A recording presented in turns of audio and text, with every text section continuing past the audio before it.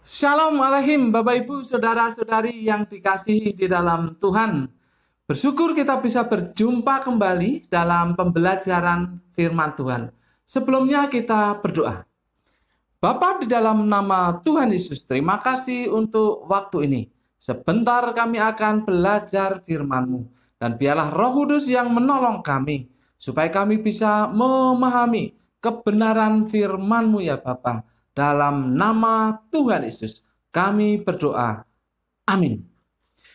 Bapak, Ibu, Saudara-saudari yang dikasihi dalam Tuhan, hari ini, Kamis 19 November 2020, kita akan belajar dari 1 Petrus pasal yang kedua, ayat 9 dan 10. 1 Petrus pasal yang kedua, ayat 9 dan 10. Judulnya adalah Sadarilah siapa Anda. Sadarilah siapa Anda.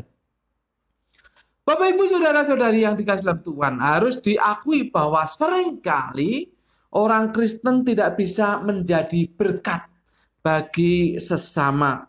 Mengapa?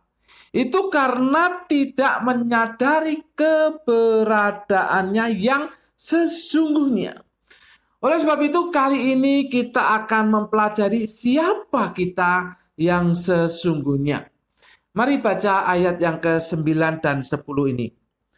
Tetapi kamulah bangsa yang terpilih, imamat yang rajani, bangsa yang kudus, umat kepunyaan Allah sendiri, supaya kamu memberitakan perbuatan-perbuatan yang besar dari Dia yang telah memanggil kamu keluar dari kegelapan kepada terangnya yang ajaib.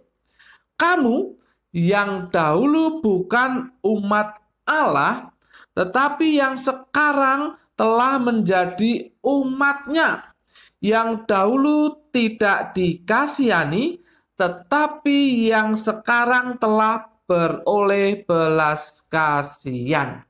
Ada beberapa hal yang perlu kita pelajari di sini berkaitan dengan keberadaan kita sebagai orang percaya. Yang pertama adalah bangsa yang terpilih. Dikatakan, tetapi kamulah bangsa yang terpilih.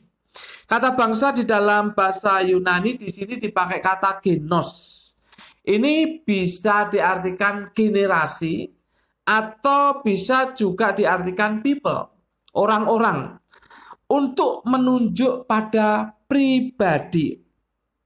Maksud bangsa yang terpilih di sini adalah kontras atau bertentangan dengan mereka yang karena ketidaktaatan telah menolak Juru Selamat sebagai landasan pengharapan. Sekali lagi saya ulangi. Di sini adalah kontras atau bertentangan dengan mereka yang karena ketidaktaatan telah menolak Juru Selamat sebagai landasan pengharapan. Itu artinya kita sebagai bangsa yang terpilih memiliki Juru Selamat yang adalah landasan dasar dari pengharapan kita. Intinya adalah ini posisi yang sangat istimewa.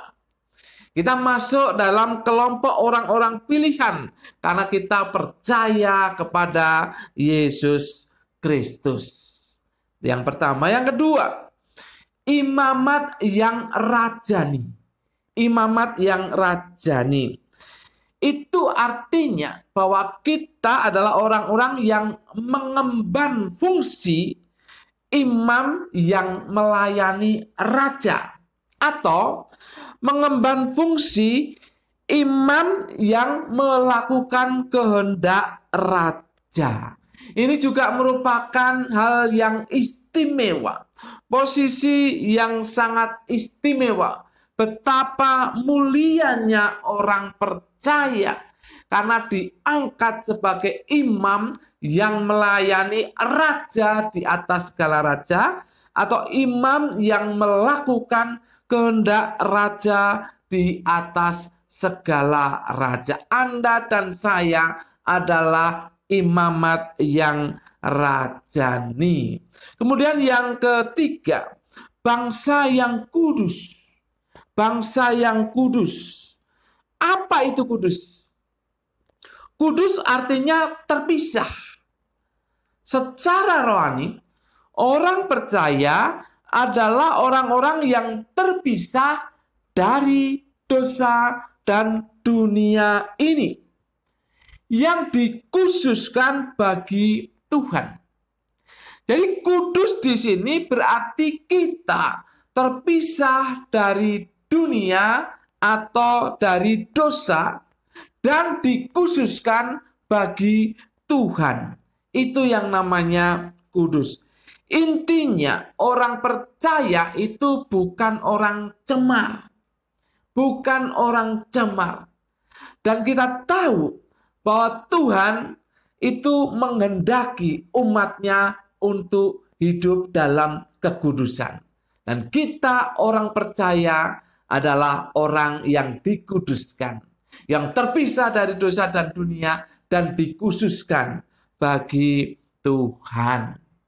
Kemudian yang selanjutnya, yang keempat, umat kepunyaan Allah sendiri. Ayat 10 saya bacakan ulang. Kamu yang dahulu bukan umat Allah, tetapi yang sekarang telah menjadi umatnya. Yang dahulu tidak dikasihani, tetapi yang sekarang telah beroleh belas kasihan. Bapak ibu saudara-saudari yang dikasihi dalam Tuhan, apa kepentingannya orang percaya menjadi milik Allah? Jelas banyak, tetapi paling tidak kita melihat 3 hal.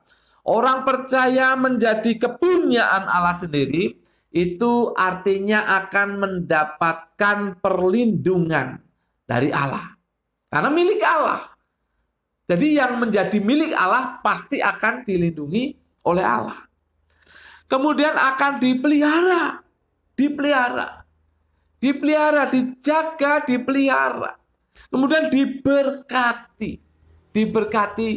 Dan untuk hal ini, Bapak Ibu bisa mempelajari dalam Roma pasal yang ke-8 ayat 31 sampai 39 atau baca Yohanes 10 ayat yang ke-10 bahwa kita diberikan hidup yang berkelimpahan. Mengapa?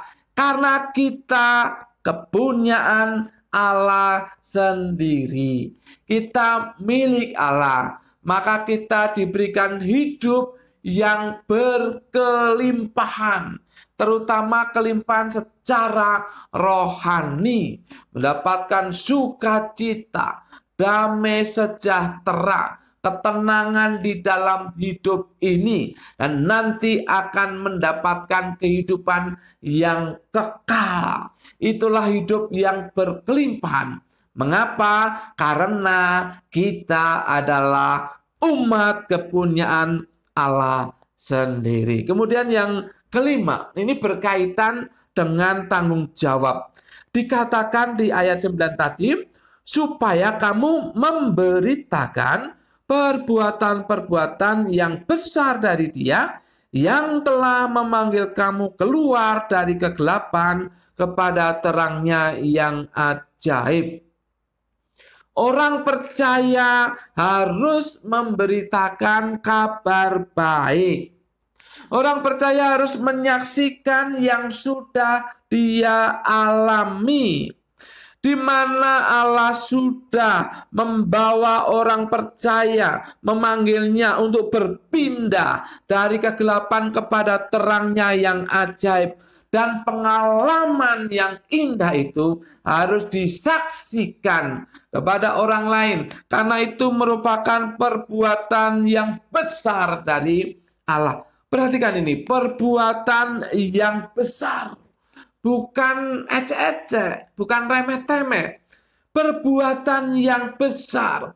Allah memanggil Anda dan saya untuk menuju kepada terangnya yang ajaib. Itu perkara besar. Dan itu harus saksikan. Luar biasa Bapak Ibu. Luar biasa. Saya katakan luar biasa. Karena posisi keberadaan orang percaya yang sangat istimewa. Menjadi bangsa yang terpilih.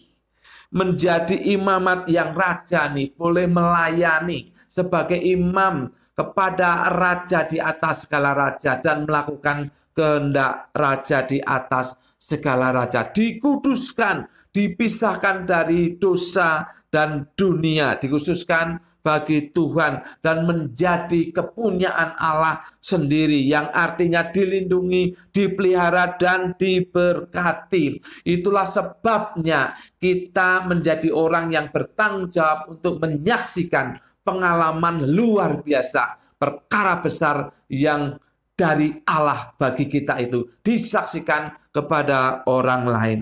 Luar biasa. Namun Bapak Ibu, saudara-saudari yang dikasihi dalam Tuhan, tidak sedikit orang Kristen bahkan yang mengaku percaya, menerima Yesus Kristus sebagai Tuhan dan Juru Selamat pribadinya. Hidupnya berantakan atau kacau ketika menghadapi masalah.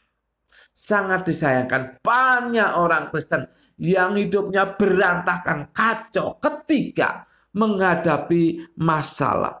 Di satu sisi, ada yang menampakkan diri sebagai orang yang putus asa, dibelenggu oleh dosa, dibelenggu oleh kesedihan. Ini hal yang sangat memprihatinkan.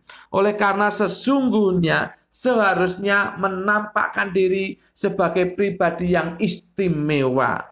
Di sisi lain, banyak yang berbuat tidak benar ketika menghadapi masalah. Intinya sama, yaitu tidak menyadari keberadaannya sebagai orang percaya. Bapak, Ibu, saudara-saudari yang dikasihi dalam Tuhan, ketika Anda atau saya menghadapi persoalan dalam kehidupan ini, mari kita tetap menyadari keberadaan kita sebagai orang percaya, sebagai orang pilihan, sebagai imamat yang rajani, sebagai bangsa yang kudus, umat kepunyaan Allah sendiri, dan menyaksikan perkara besar dari Allah kepada dunia ini. Harus disadari posisi itu, sehingga hidup kita tetap menjadi berkat apapun masalah yang kita hadapi. Mari Bapak Ibu, Anda dan saya harus menyadari keberadaan sebagai orang percaya, dan jadilah berkat bagi sesama. Amin. Mari kita berdoa. Bapa, dalam nama Tuhan Yesus, terima kasih untuk waktu ini. Kami sudah belajar firman-Mu.